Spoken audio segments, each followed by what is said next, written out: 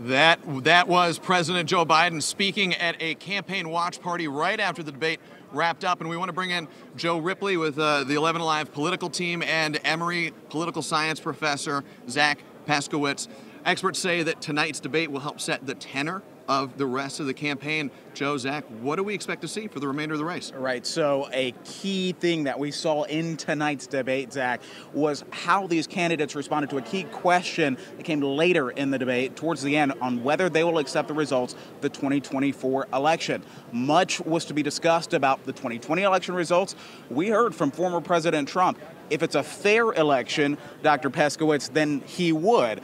President Biden said he would accept those 2024 election results, but a lot of relitigation of the past, not so much of a vision for the future. I want to hear your impressions from voters and viewers. What should they take away tonight? Yeah, so this was a debate that was about the past, largely. What had they done in the past, in their 4 years as president, as opposed to what are they going to do if they are elected?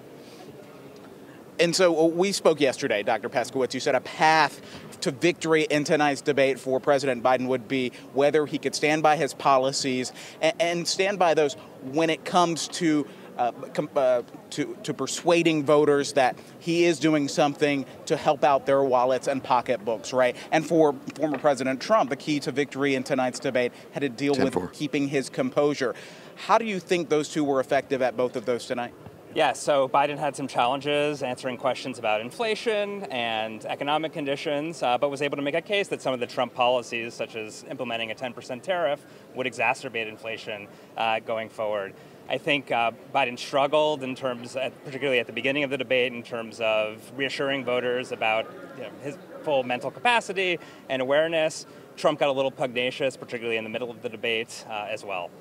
This was an historic night, Dr. Paskowitz, because both of the candidates on that stage had previously held the Oval Office. So a lot was made about their records in office. A lot was also made about who to blame and who should take credit for the outcome of the country, whether good or bad. Is this a sneak peek into what we could be seeing down the campaign trail after tonight?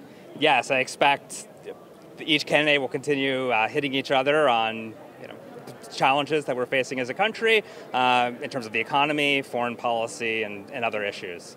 And in a debate held right here in Atlanta, here in Georgia, a critical swing state that will be pivotal in the 2024 presidential election, not really much was made about policies or issues right here in the city and state. We'll send things back to you for now.